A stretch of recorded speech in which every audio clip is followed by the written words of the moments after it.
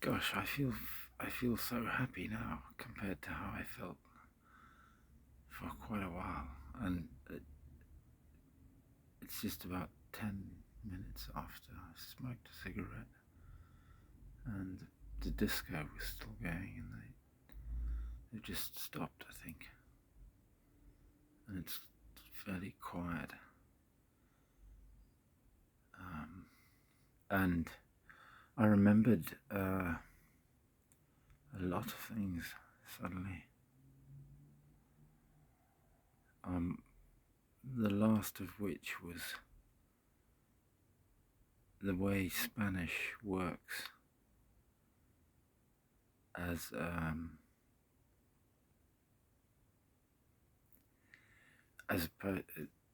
the translation, because I met um, three testigos, no, three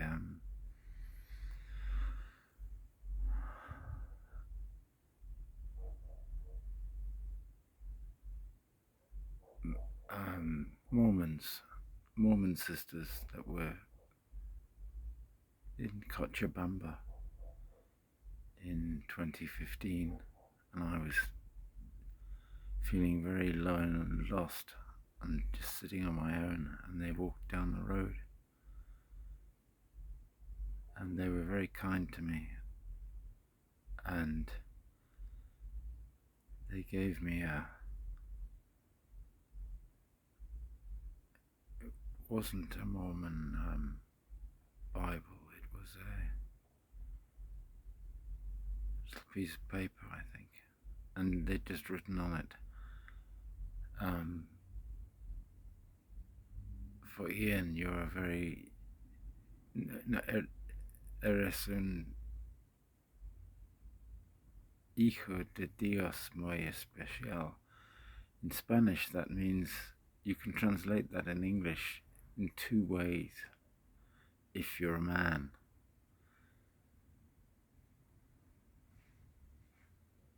And I translated it both ways. One way is that you're a very special son of God, and the other is you're a very special child of God. Because in Spanish,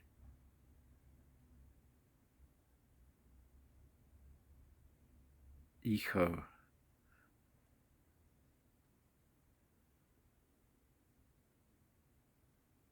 as a collective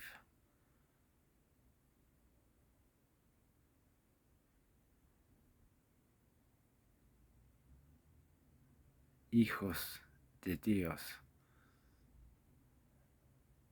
means children of God collectively. That's what we all are.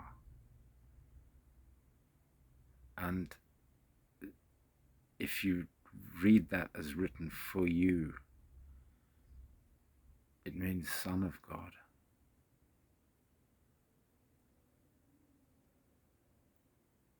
But these girls at the same time, no, at a later meeting we had, at the same time, she said, look, I'll show you what the problem is. She said, try and follow my hand. And she made a little fist, and she made me make a little fist underneath. And she said, follow me. And she moved her fist around like this. And I tried to follow it, and I couldn't. And she said, look, if you have a prophet, and she put a pencil in my hand, and she grabbed the pencil in my hand, and she did this. She said, look what happens. And I felt this pulling, pushing, pulling, pushing, pulling like this.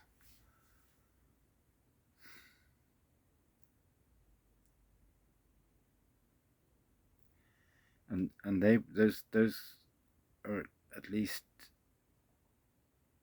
oh goodness, I've forgotten her name.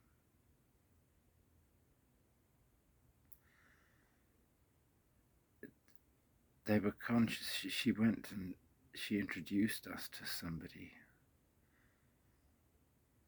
at a church. It wasn't. It wasn't. It was some evangelical church, which the Church of Jesus Christ and the Latter-day Saints had taken over, and well, not taken over. They were using it.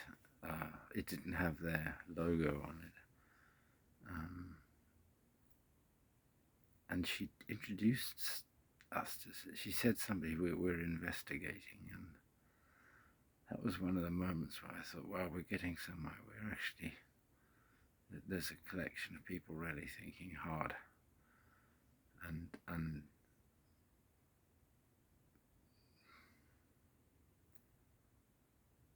I went several times there. I'll have to think some more about the story, but she introduced us as we're investigators, and that was the time that I sang on camera for them. I sang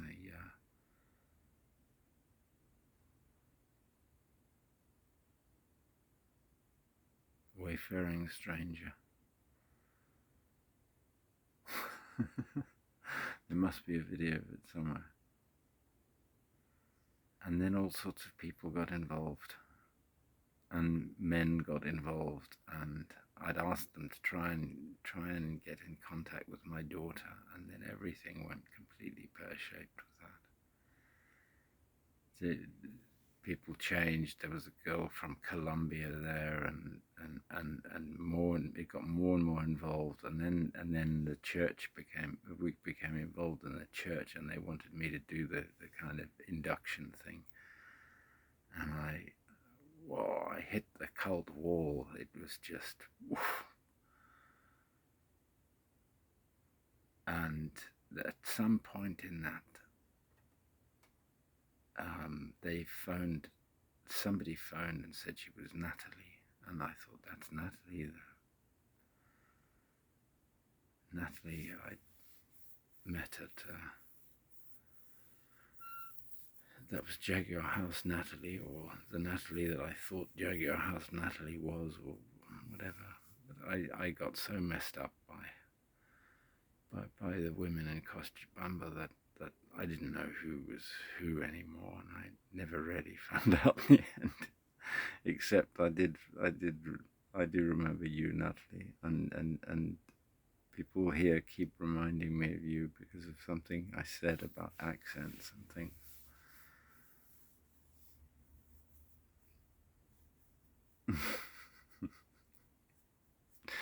So are you the authority that's stopping me from taking control of my own life?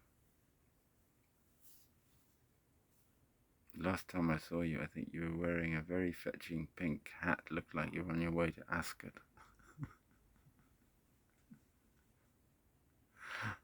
I hope your trip to Colombia was a good one. I didn't ever get to hear about what happened. less than 10 members of the British Armed Forces were in the British Embassy in Bogota when I was in Colombia, so it's all okay.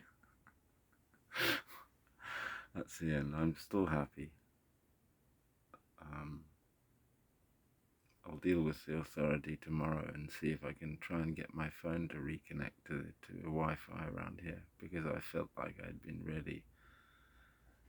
I felt like the Fuerza Mexicana had my huevos in one hand and a knife in the other.